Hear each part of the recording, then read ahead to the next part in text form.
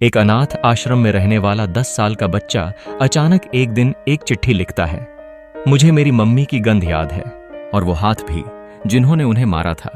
कोई उसे सीरियस नहीं लेता, लेकिन जब एक पुराने अनसुलझे मर्डर केस की फाइल खुलती है तो पुलिस को समझ आता है कि उस बच्चे की याददाश्त ही कातिल तक पहुंचने की आखिरी कड़ी है।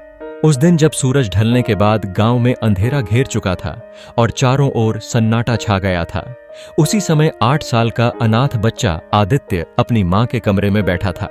उसकी आंखों में एक अजीब सा सवाल था, एक अधूरी उम्मीद थी। उसकी मां की मौत के बाद से आदित्य ने कभी सच्चाई जानने की कोशिश नहीं की थी, लेकिन आज अचानक उसकी मां की अलमारी से एक चिट्ठी मिली जो पूरी तरह से अधूरी थी।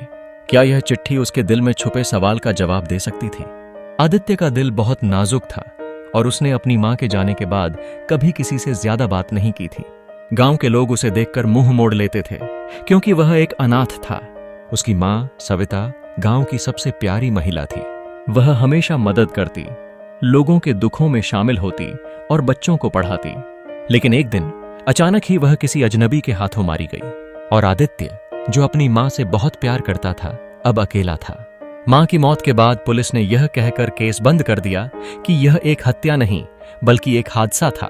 लोग कहते थे कि मां की मौत एक दुर्घटना थी, लेकिन आदित्य को यह बात कभी नहीं समझ पाई।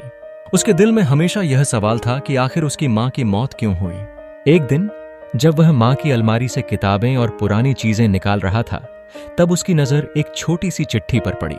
यह चिट्ठी उसकी मां के लिखे हुए शब्दों से भरी थी, लेकिन पूरी नहीं थी।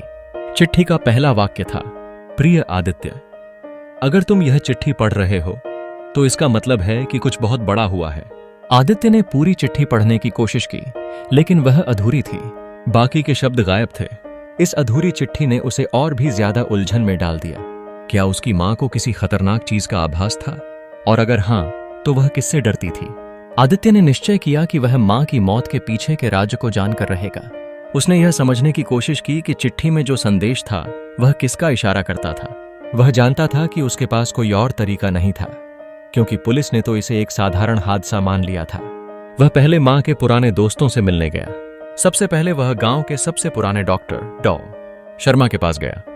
डॉ शर्मा ने आदित्य को देखा और कहा, तुम्हारी मां हमेशा एक अच्छी इंसान थी, मगर मैं तुम्हें बताता हूं कि जो तुम जानना चाहते हो वह तुम्हारे लिए मुश्किल हो सकता है। आदित्य ने पूछा, क्या यह सच है कि मां की मौत एक हादसा था? डॉ शर्मा की आंखों में एक उदासी थी। नहीं, यह एक हादसा नहीं था, लेकिन मैं तुम्हें और कुछ नहीं बता सकता। कुछ लोग हमेशा सच नहीं बताते आदित्य। कभी कभी सच सामने आने में वक्त लगता है। आदित्य ने फिर अन्य लोगों से पूछताछ की, लेकिन हर बार वही उत्तर मिलता, यह एक दुर्घटना थी। लेकिन एक दिन आदित्य को पता चलता है कि उसकी मां की हत्या के पीछे एक पुराने केस का हाथ था। यह केस गांव के सबसे बड़े रईस महेश यादव से जुड़ा था। महेश यादव ने कई साल पहले एक बड़े भू संवर्धन के लिए सविता को धमकी दी थी। वह चाहता था कि सविता अपनी जमीन बेच दे, लेकिन सविता ने मना कर दिया था। महेश को लगता था कि उसकी मां ने उसका रास्ता रोक लिया था, इसलिए उसने उसकी हत्या करवा दी। आदित्य अब महेश यादव के खिलाफ सबूत जुटाने में जुट जाता है। उसे एक पुराना गवाह, जो महेश के एक पुराने कर्मचारी थे, मिलता है। वह गवाह आदित्य को बताता है कि महेश ने एक बार सविता को खुले तौर पर धमकी दी थी, और यह भी कि उसने सविता की हत्या का आदेश दिया था। आदित्य का दिल धड़कते हुए महेश यादव के पास गया। महेश यादव, जो अब गांव के सबसे बड़े बिजनेसमैन बन चुका था, आदित्य को देखकर चौंका नहीं, बल्कि एक गहरी हंसी हंसी। तुम मेरे खिलाफ कुछ नहीं कर सकते आदित्य, उसने कहा। तुम्हारी मां की मौत सिर्फ एक दुर्घटना थी, तुम क्यों परेशान हो रहे हो? लेकिन आदित्य ने उसे चुनौती दी। आपकी आंखों में वह डर क्यों है महेश यादव? क्या आप डरते हैं कि सच सामने आ जाएगा? महेश ने गुस्से में कहा, तुम क्या समझते हो? तुम्हारी मां ने मेरी राह में खड़ा होकर जो किया, उसका परिणाम तो यही होना था। वह नहीं समझ पाई कि इस दुनिया में कमजोर लोगों के लिए कोई जगह नहीं होती। आदित्य ने चुपके से पुलिस को सूचना दे दी। महेश यादव को गिरफ्तार कर लिया गया और वह सच्चाई सामने आई। महेश ने सविता की हत्या करवाई थी, लेकिन यह सब सच्चाई आदित्य ने अपनी मां के अधूरी चिट्ठी और उसकी मां के दोस्त की मदद से उजागर किया। आदित्य ने अपनी मां का बदला लिया, लेकिन उसे अब भी एक दर्द था। वह कभी अपनी मां को वापस नहीं पा सकता था।